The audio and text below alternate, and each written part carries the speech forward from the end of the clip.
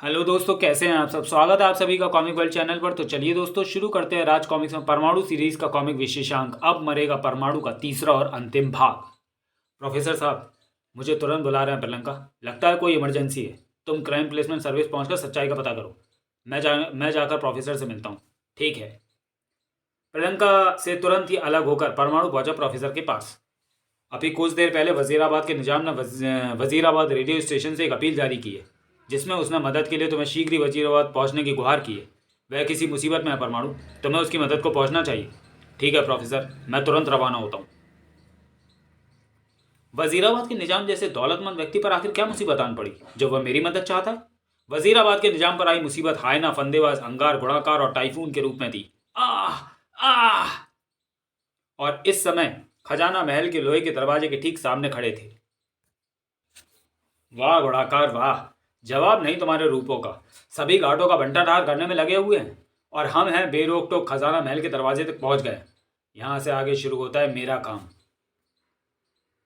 क्योंकि मेरा तापी इस मोटे लोहे के दरवाजे में रास्ता बना सकता है। रास्ता बन गया। आओ, पहले अंगार और फिर सभी उस रास्ते में प्रवेश करके पहुंच गए खजाना महल के आंगन में। खजाने तक पहुंचने वाले रास्ते में आई दो मुश्किलों से तो हम निपट लिए। अब बाकी की बची तीसरी, जो है यांत्रिक घातक चमगादड़ों के रूप में। क्लिक क्लिक, बचो इनसे। इन्हें खत्म करने के लिए इन्हें खत्म करने की सोचो, वरना ये हमें खत्म करने में सफल हो जाएंगे। इन्हें खत्म करने के लिए कुछ सोचने की नहीं बल्कि कुछ करने की जरूरत है। एक के बाद एक कई फंदे उछालता चला गया फंदेबाज, जिसमें फंस गए वे यांत्रिक चमगादड़। और फिर फट फट टप, जोश में आ गया अंगार। अंगार भी। शाबाश फंदेबाज, मैं भी तुम्हारे साथ हूं। फंदेबाज का कमाल देखकर फिर तो उन्हें चमगादड़ों को खत्म करके आगे बढ़ने में ज्यादा देर नहीं लगी। अब हमारी मंजिल है ठोस बर्फ का बना हुआ महल। सभी इस बर्फ के महल को पार करने के लिए हमें एक एक कदम बेहद सावधानी और सोच समझ कर उठाना होगा। सभी ने धड़कते दिल से अपने कदम आगे बढ़ा दिए। ये वाला त्रिभुज सुरक्षित है। इन त्रिभुजों में सही त्रिभुज का अंदाजा लगाना मुश्किल है। कहीं हमारा पाँव किसी गलत त्रिभुज पर ना पड़ जाए। ओह, हो चुकी थी वह बात जिसका डर था। उस तेज कर्कश आवाज ने हिला दिया था बर्फ महल की दरों दीवारों को और वहां मौजूद हायना, फंदेबाज, अंगार, घोड़ाकार व टाइफून के कलेजों को। उफ, तेज ध्वनि से बर्फ की दीवारें गिरने लगी हैं। अब खैर नहीं हमारी। अब तो हम सबकी ठोस बर्फ की समाधि बने ही बने। तेजी से टूट टूट कर गिरने लगा था बर्फ का महल। हम मरने जा रहे हैं, कुछ करो। फड़ाक, आ ठाम बूम। टाइफून ने दौड़ाया अपना वैज्ञानिक दिमाग। अंगार, संभालो अपने आप को। अपने ताप का प्रयोग करो। इस बर्फ को पिघलाकर तुम हमें बचा सकते हो। नहीं, मैं ऐसा नहीं करूंगा, क्योंकि ऐसा करने से यह बर्फ पानी में बदलकर मुझे बुझा देगा। मैं अब दोबारा बुझना नहीं चाहता। बेवकूफ़ी भरी बातें मत करो अंगार, तुम्हें कुछ नहीं होगा। यह कार्बन डाइऑक्साइड गैस से बनी हुई सूखी बर्फ है। यह पिघलकर पानी नहीं बनती बल्कि सीधे ही गैस बनकर हवा में उड़ जाती है। सच? ऐसी बात है तो मैं तुरंत अपने ताप का इस्तेमाल करता हूँ। अंगार का ताप तुरंत ही गिरती हुई सूखी बर्फ को गैस बनाकर उड़ाने लगा। कुछ ही देर में सूखी बर्फ वह महल गैस बनकर उड़ चुका था।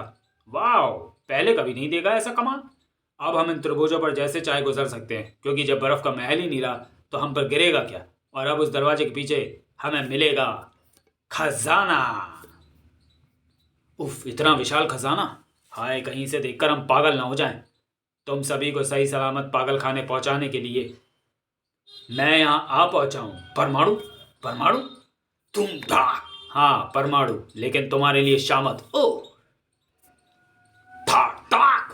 परमाणु के ताबड़तोड़ वारों ने निजाम के बुलावे पर तुम्हें यहां रोकने पहुंचा हूं मैं।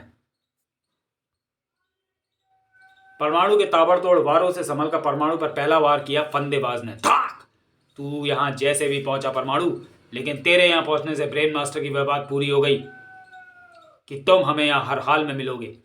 ब्रेन मास्टर का वादा पूरा हुआ। अब हम उसके पास खजाना बाद में ले जाएंगे, पहले तुझे लाश में बदलते हैं। उफ, ये क्या चक्कर है। जिस ब्रेन मास्टर की ये बातें कर रहा है उसे कैसे पता कि मैं यहाँ जरूर पहुंचूंगा। उफ, ये बात मैं सोचूंगा, पहले इनसे निपटू वरना ये लाश में बदल डालेंगे मुझे। लेकिन परमाणु के कुछ कर पाने से पहले ही हायना ने एक झपट्टा मारकर खींच ली परमाणु की बेल्ट। इसी बेल्ट से सभी कारनामे करते हो ना तुम। हायना, ओह, स्तब्ध रह गया परमाणु, बेहद तेजी से बचा उस वार से जिसने हायना को अपनी चपेट में ले लिया। टाँ! हायना तो बेचारी गई कुछ देर के लिए। परमाणु ने कुछ देर डटकर उनसे मुकाबला किया, लेकिन कहाँ ठहर पाता वह अकेला असाधारण शक्तियों के मालिक उन चारों दरिंदों के सामने। अब मरेगा परमाणु। अंगार मुझ पर वार करने जा रहा है। उसके वार की बदौलत मैं इस मुश्किल से बच सकता हूँ। शाबाश, यूं ही मजबूती से जकड़े रहो इसे। उधर अंगार ने अपने हाथ में थमे पिघले पीतल के मर्तमान को परमाणु की तरफ उछाला। इधर परमाणु अपनी सारी शक्ति संजोकर उस रस्सी को तेज झटका दिया जिसे असली गुड़ाकार ने पकड़ रखा था। परिणाम थाक। परमाणु से टकराने वाली मुसीबत गुणाकार की बैटरी से टकराई। अरे, मेरी बैटरी नष्ट हो गई। मेरा प्लान काम कर गया। मैं बैटरी को नष्ट करने में सफल रहा और साथ ही गायब होते गोलाकार के इन रूपों से आजाद होने में। अब अपने शरीर से निकालूं यह फंदा ताकि जिसका जूता उसी का सिर वाली कहावत चरितार्थ कर सकूं। फंदेबाज को उसी के फंदों में फंसाने में व्यस्त हो गया परमाणु को खत्म करने के लिए यह अवसर एकदम ठीक रहेगा। तभी कुछ देर के लिए वह उस खतरे से बेखबर हो गया। अंगार द्वारा फेंका गया वह पिघलता बड़ा संदूक परमाणु पर मौत बनकर गिरता। अगर पानी की वो मोटी तेज धार बीच में ना आ जाती तो छपाक। फिरकनी किसी तेजी से उधर घूमा। अंगार जिधर से पानी की धार आई थी तो हतप्रभ रह गया। टाइफून, तुमने बचाया परमाणु को मौत के मुंह में जाने से। लगता है तुम अपने बच्चों के हथियारों का नाम जानना नहीं चाहते।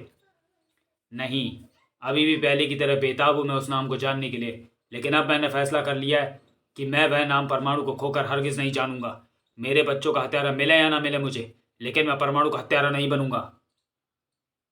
तभी गूंज उठी टाइफून के गले में पड़े लॉकेट से वह आवाज। ऐसा तुम्हें करना ही होगा टाइफून।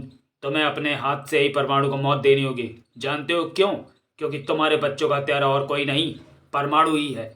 जहां परमाणु हक्का बक्का रह गया ये सब सुनकर, वहीं टाइफून हलक फाड़कर चीखा। नहीं, ऐसा नहीं हो सकता। ऐसा है टाइफून, ऐसा ही है। परमाणु ने ही तुम्हारे मासूम बच्चों की हत्या की है, तुमसे उस स्थिति का बदला लेने के लिए जिसमें तुमने उसे मौत के मुंह में फंसा दिया था। पढ़े परमाणु सीरीज का कॉमिक टाइफून। इतना सुनने के बाद टाइफून के सब्र का बांध टूट गया। भयंकर होता चला गया वह। तेरी दुश्मनी मुझसे थी परमाणु। मेरी हत्या करके तूने बुझा ली होती अपनी प्यास। उन मासूमों ने तेरा क्या बिगाड़ा था? क्यों उन्हें मौत का इनाम दिया तूने? नहीं टाइफून, तुम मुझे गलत समझ रहे। ओह हाँ, अब तक गलत ही समझ रहा था मैं, क्योंकि मैं तुम्हें समझता था देश और मानवता का रखवाला, लेकिन तुम निकले वहशी हत्यारे। बचने का विचार छोड़ दे। आज भगवान भी तुझे टाइफून के हाथों से नहीं बचा सकता हत्यारे परमाणु। काक। उफ, इतना जुनूनी हो गया है टाइफून की मुझे सफाई देने का मौका ही नहीं दे रहा है, और ना ही मौका दे रहा है मुझे अपने बचाव करने का। आह उफ, बिना सबूत के मैं तुम्हें कैसे समझाऊं टाइफून की हत्यारा मैं नहीं हूं। आह, तुम मुझे क्या सबूत दोगे हत्यारे? अपने बच्चों की लाशों के रूप में सबूत खुद मैंने अपनी आंखों से देखा है, और मेरी आंखें धोखा नहीं खा सकती। रुक जाओ टाइफून, तुम्हारी आंखों ने धोखा ही खाया है। ब्रेन मास्टर ने जो दिखाया वह धोखा ही था। सच्चाई देखनी हो तो पलट कर देखो। तेजी से पीछे घूमा जो टाइफून, तो कुछ पलों के लिए अपनी आंखों पर विश्वास ही नहीं हुआ उसे। प्रियंका, पिंकी, वीनू, पापा, मेरा बच्चा। प्रोफेसर मार्टिन के रूप में आया टाइफून और दौड़कर अपने बच्चों से जा लिपटा। मेरे बच्चों, तुम जिंदा हो मेरे बच्चों? विश्वास नहीं हो रहा मुझे। ये जिंदा ही है प्रोफेसर। ब्रेन मास्टर द्वारा दिखाई गई फिल्म में जिन 2 बच्चों की लाशें दिखाई गई थीं और जिनकी मिली लाश को हम उनकी लाश समझ रहे थे, वे कोई और बच्चे थे जिनकी हत्या कर ब्रेन मास्टर ने उनके चेहरों को इतना विकृत कर दिया था कि देखने वाला कपड़ों बालों व हाइट के कारण उन लाशों को इन्हीं बच्चों की लाश समझे और वह परमाणु को इनका हत्यारा साबित कर सके। ये दोनों तो ब्रेन मास्टर की क्राइम सर्विस की इमारत में कैद थे, जहां से मैंने इन्हें छुड़ाया और इन्हें लेकर यहाँ पहुंची। साथ तो मैंने उस कमीने ब्रेन मास्टर को भी लाना था, लेकिन वह भाग निकला। परमाणु से एक बार फिर माफ़ी मांगने के लिए मजबूर हो जाना पड़ा टाइफून और प्रोफेसर मार्टिन को। सॉरी परमाणु, अपने बच्चों की लाश देखकर मैं जुनूनी हो गया था। इसमें सॉरी की कोई बात नहीं प्रोफेसर, तुम्हारी जगह मैं भी होता तो यही करता। फिर अब इन चारों को गिरफ्तार करके जेल में। अरे, हायना और गुणाकार कहाँ गए? ओह, हमें बातों में लगा देखकर वह मौका पाकर भागने में सफल हो गए। अब हमें अंगार और फंदेबाज को ही काला पानी पहुंचाकर सब्र करना होगा। जेल तो मुझे ही जाना है परमाणु, जहां मुझे अपनी बाकी की सज़ा काटनी है। अंगार और घोड़ाकार को उनके किए की सज़ा मिल गई और सरकार को मिल गया निजाम का अमूल्य खजाना, जिसे तुमने लुटने से बचा लिया। खजाने से याद आया प्रियंका, अभी एक अपराधी और बाकी रह गया, और वह शख्स है जिसने प्लेसमेंट सर्विस के करता धरता ब्रेन मास्टर को खजाना लूटने का ठेका दिया है। कौन है वो? मेरे साथ चलो, जल्दी पता चल जाएगा, लेकिन इस रूप में नहीं, ममता पाठक के रूप में, क्योंकि उस अपराधी को पकड़ लें मैं भी इंस्पेक्टर विनय के रूप में जाऊंगा। कुछ देर बाद वजीराबाद के निजाम के महल में, क्या बक रहे हो इंस्पेक्टर? तुम्हारा दिमाग तो ठिकाने है? अपने खजाने को भला हम ही क्यों लुटवाने लगे? पहली बात तो ये निजाम साहब कि जिस खजाने को आप अपना कह रहे हैं उसे सरकार अधिग्रहण करने वाली थी, इसलिए अब वह आपका नहीं, वह सरकार का था। दूसरे, आप उसे लुटवाना इसलिए चाहते थे कि सरकार आपको सिर्फ 70 अरब रुपए दे रही थी, इसलिए अपने उस खजाने को सरकार को सौंपने के बजाय लुटवाने की सोची, ताकि दुनिया की नज़र में आपका खजाना लुट जाए और आप अपने आप को दिवालिया घोषित कर सके।